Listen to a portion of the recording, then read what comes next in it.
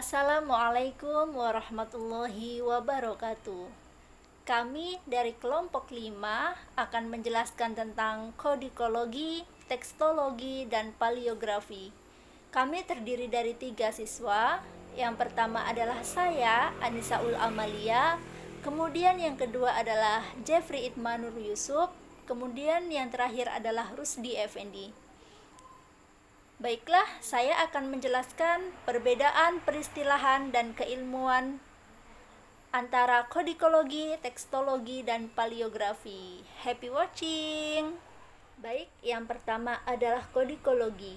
Kodikologi adalah ilmu kodeks. Kodeks adalah bahan tulisan tangan atau menurut The New Oxford Dictionary adalah manuskrip volume, yang artinya gulungan atau buku tulisan tangan, terutama terkait dengan teks-teks klasik. Kodikologi ini mempelajari tentang seluk-beluk dan semua aspek naskah, mulai dari bahan, umur, tempat penulisan, dan perkiraan penulisan naskah. Namun, yang menjadi kajian utama filologi adalah kodeks dalam konteks pernaskahan, yakni naskah kuno tulisan tangan atau yang biasa kita sebut dengan manuskrip. Kemudian, menurut seorang ahli bahasa Yunani yang pertama kali menjelaskan tentang istilah kodikologi, yakni Alposedian, beliau menegaskan bahwa kodikologi ini merupakan ilmu yang mempelajari tentang naskah, bukan mempelajari tentang apa yang telah tertulis di dalam naskah tersebut. Karena apa? Karena kajian kodikologi ini lebih luas dari teks, yakni menyangkut tentang sejarah naskah, sejarah koleksi naskah, skriptorium naskah, katalogisasi naskah, dan segala hal yang terkait dengan fisik naskah tersebut. Kemudian yang kedua adalah tekstologi. Tekstologi adalah ilmu yang mempelajari tentang seluk-beluk teks, yang antara lain mempelajari penjelmaan dan penurunan teks sebuah karya sastra, penafsiran dan pemahamannya. Sebagai pegangan yang berguna adalah ada 10 prinsip Lichachev untuk penelitian tekstologis karya-karya monumental sastra lama Rusia. Di antaranya yang pertama adalah tekstologi adalah ilmu pengetahuan yang menyelidiki sejarah teks suatu karya. Salah satu di antaranya penerapannya yang praktis. Contohnya adalah edisi ilmiah teks yang bersangkutan. Kemudian yang kedua adalah penelitian teks harus didahulukan dari penyuntingnya. Yang ketiga, edisi teks harus menggambarkan sejarahnya. Kemudian yang keempat, tidak ada kenyataan tekstologis tanpa penjelasannya. Yang kelima, secara metodis, perubahan yang diadakan secara sadar dalam sebuah teks berupa perubahan ideologi, aristik, psikologis, dan lain-lainnya harus didahulukan daripada perubahan mekanis. Misalnya, kekeliruan tidak sadar oleh seorang penyalin. Kemudian yang keenam, teks harus diteliti sebagai keseluruhan. Kemudian yang ketujuh, bahan-bahan yang mengiringi sebuah teks harus diikutsertakan dalam penelitian. Yang kedelapan, diteliti pemantulan sejarah teks sebuah karya dalam teks-teks dan monumen sastra lain. Kemudian yang kesembilan, pekerjaan seorang penyalin dan kegiatan skriptoria tertentu harus diteliti secara menyeluruh.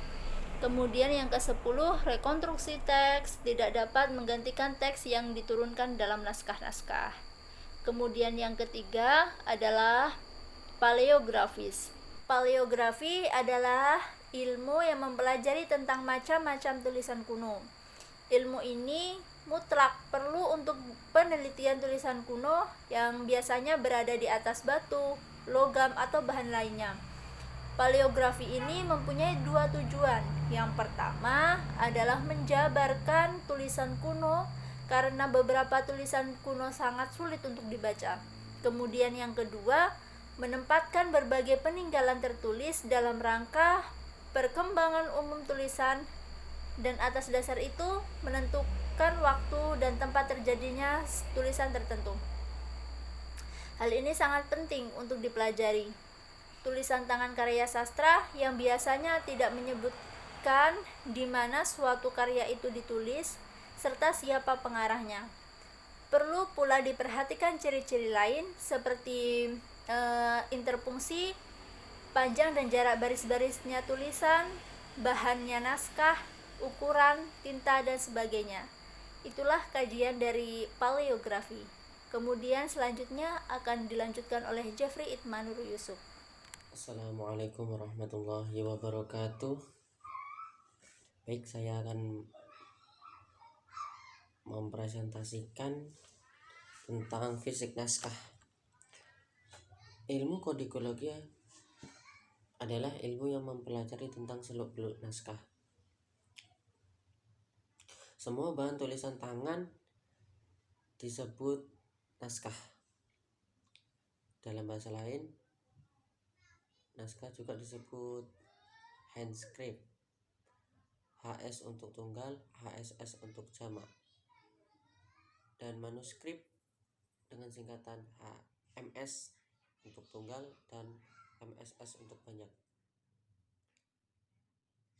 Dalam bukunya Siti Baroroh Barid dan kawan-kawan yang berjudul Pengantar Filologi, naskah ialah benda konkret atau benda nyata, ya. Benda nyata yang dapat dilihat dan dipegang. Fisik naskah meliputi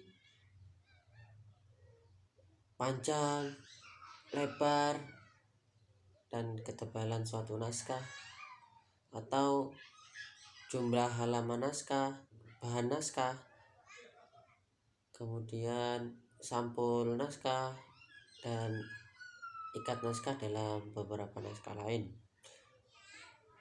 Bahan naskah yang biasa digunakan yaitu karas. Karas ini semacam papan atau batu tulis. Kemudian daun lontar atau daun siwalan. Deluang. Deluang ini semacam kertas Jawa dari kulit kayu. Kemudian bambu, rotan, kulit kayu, dan kertas Eropa. Panjang, tebal, dan lebar suatu naskah tergantung pada bahan naskahnya.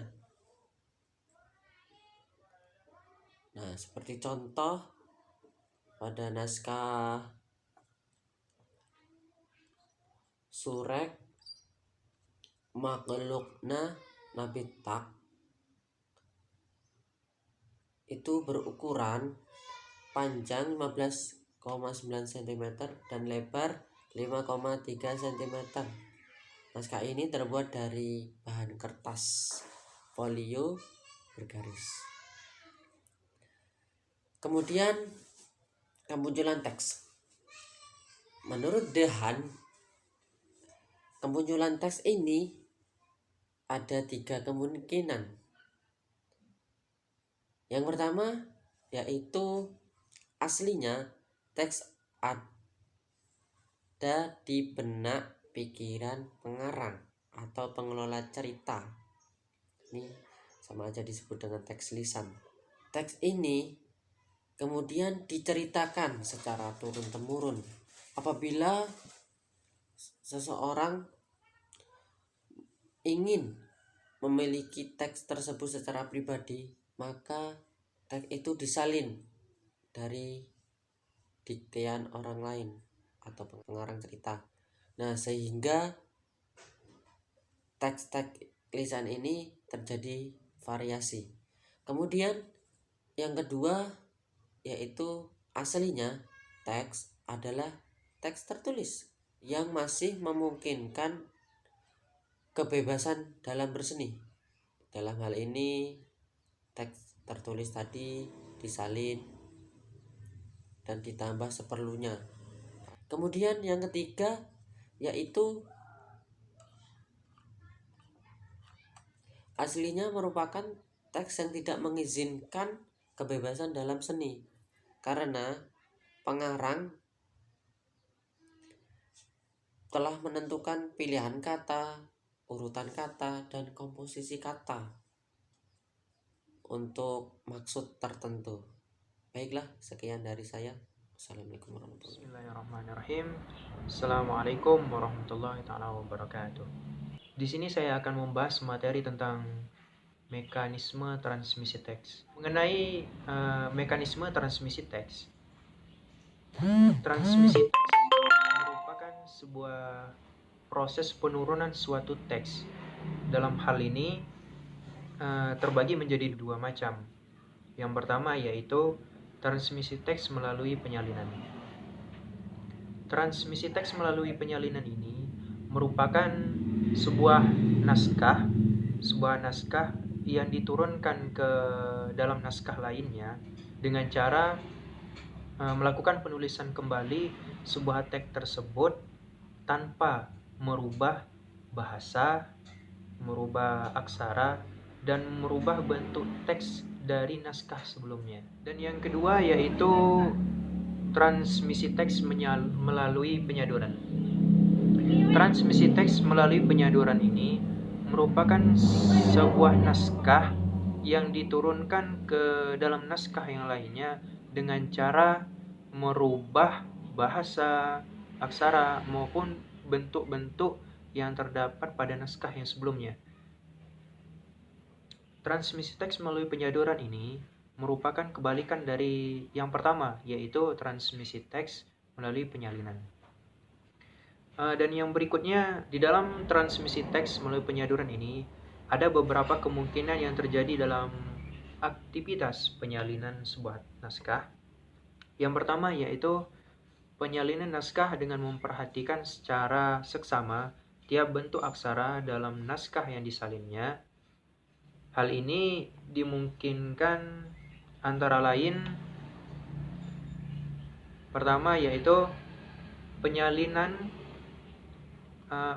penyalin tidak tahu akan aksara atau bahasa dalam naskah yang disalinnya. Ini pertama. Yang kedua yaitu penyalin tidak tahu dengan aksara atau bahasa dalam naskah yang disalinnya, tetapi tetap menyalin dengan memperhatikan secara sesama tiap bentuk aksara yang terdapat dalam naskah yang disalinnya demi menjaga kesamaan bentuk aksara. Yang kedua, penyalin tahu akan aksara atau bahasa dalam naskah tersebut yang disalinnya, tetapi tetap menyalin dengan memperhatikan secara sesama tiap bentuk aksara dalam naskah yang disalinnya demi menjaga kesamaan bentuk aksara yang digunakan. Yang kedua yaitu seorang penyalin menyalin naskah. Di dalam proses penyalin naskah ini dia tidak lagi memperhatikan secara sesama tiap bentuk aksara dalam naskah yang disalinnya, tetapi penyalin langsung menyalin naskah dengan memperhatikan tiap kata per kata.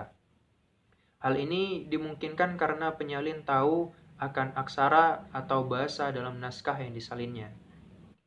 Di dalam aktivitas penyalinan seperti ini akan menghasilkan naskah salinan berupa yaitu naskah salinan dengan aksara dan bahasa yang sama. Ini yang pertama. Dan yang kedua berupa naskah salinan dengan aksara yang berbeda tetapi dengan bahasa yang masih sama. Ke pembahasan yang berikutnya, di sini kita akan membahas tentang jenis dan bentuk aksara kuno. Yang pertama yaitu aksara pegon. Aksara Arab pegon ini berasal dari huruf Arab hijaiyah yang kemudian disesuaikan dengan aksara Indonesia yaitu aksara Jawa. Kata pegon ini sendiri dalam kamus Bau Sastra mempunyai arti yang tidak murni berbahasa Jawa.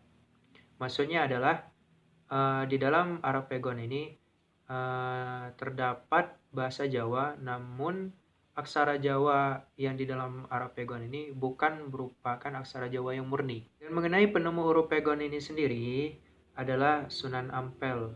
Sedangkan dari pendapat lain berpendapat bahwa yang menemukan huruf pegon ini yaitu Imam Nawawi Banten. Tulisan pegon, aksara pegon ini pada mulanya ditujukan untuk kepentingan penyebaran agama Islam di Pulau Jawa. Namun seiring perkembangan zaman dan kebutuhan pada masa itu, lambat laun tulisan aksara Arab pegon ini berkembang. Berikutnya pembahasan tentang aksara Sunda Kuna. Aksara Sunda Kuna adalah aksara yang digunakan pada prasasti, piagam, dan naskah pada zaman Kerajaan Sunda. Penggunaan aksara Sunda Kuna pertama kalinya antara lain dijumpai pada prasasti yang terdapat di Kecamatan Kawali yang berada di Kabupaten Ciamis. Mengenai kapan awal mulanya aksara Sunda ini muncul, tidak ada data yang akurat mengenai hal tersebut. Namun dapat disimpulkan dari beberapa referensi yang saya baca, yang jelas terjadinya itu atau awal mula munculnya itu sebelum abad ke-14. Berikutnya yaitu aksara Jawa. Aksara Jawa atau yang sering disebut dengan Hanacaraka atau Carakan adalah aksara yang dipakai atau pernah dipakai untuk penulisan naskah-naskah berbahasa Jawa. Bentuk aksara Jawa yang kita kenal saat ini telah berkembang dalam beberapa tahapan, yakni yang pertama yaitu fase aksara Jawa Hindu, kedua fase aksara Jawa Islam, yang ketiga yaitu aksara kolonial, dan yang keempat itu aksara Jawa modern. Di fase-fase tersebut diantaranya itu yang pertama yaitu fase aksara Jawa Hindu. Aksara Jawa Hindu ini mengikuti sistem Panini, yaitu mengikuti urutan Kaganga. Dan yang berikutnya yaitu aksara Jawa Islam. Aksara Jawa ini berkembang pada awal kedatangan Islam ke tanah Jawa, yakni di masa Jawa masih bebas dari dominasi politik pemerintahan kolonial Hindia Belanda pada saat itu. Yang berikutnya yaitu periode aksara Jawa modern. Adalah periode perkembangan aksara Jawa sejak zaman kemerdekaan Indonesia hingga sekarang.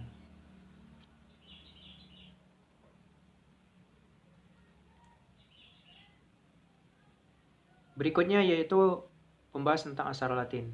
Aksara Latin atau abjad Rumi adalah alfabet yang pertama kalinya dipakai oleh orang Romawi untuk menuliskan bahasa Latin, kira-kira sejak abad ke-7 sebelum Masehi. Berikutnya yaitu aksara Palawa. Aksara Palawa dan bahasa Sanskerta berasal dari India. Bahasa Palawa ini pernah dikenalkan di kalangan masyarakat Sunda Jawa di Jawa Barat dan sekitarnya. Pada saat setelah diperkenalkannya aksara Palawa ini, tidak lama dari itu masyarakat banyak yang mulai bisa menulis dan mulai bisa membaca pada saat itu, meskipun tergolong sedikit yang bisa membaca dan menulis. Namun di India juga tidak jauh berbeda dengan Indonesia, yang mana masyarakatnya di sana masih sedikit yang menggunakan aksara Palawa. Mungkin sekian presentasi yang dapat saya sampaikan. Lebih dan kurangnya saya mohon maaf. Assalamualaikum warahmatullahi wabarakatuh.